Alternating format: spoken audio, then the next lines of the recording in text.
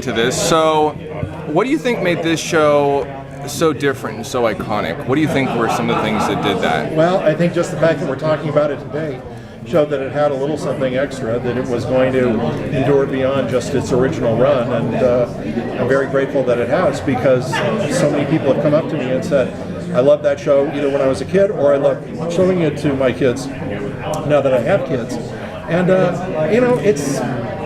it's very gratifying to know that it has existed that long. Mm-hmm. Now, I have to ask, because some of the first episodes of the series, did they just turn out that dark, or did they mean to be that dark? Because I remember some of the first, I watched them recently after your event again a few years ago, and I was kind of blown away. I forgot how kind of like someone went on a level that the rest didn't go, like tonally dark. Tonally dark. Yeah, tonally dark, and just like how the direction they went. Well, a show like that is always an evolution, and I think early on we wanted to see how dark we could go, how much we could get away with, how true we could be to Batman's world.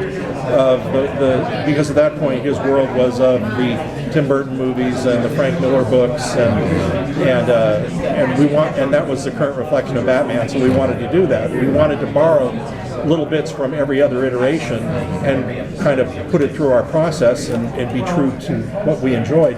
But early on, I remember being at Comic-Con 26 years ago when we showed one of the episodes, It's Never Too Late, which is one of the darker episodes. It's very noirish. There is no supervillain in it. It's about a crime family. And I remember Bruce and Eric and I watching it and saying, is this going to play? Are they going to be expecting Man-Bat or the Joker or Catwoman or something?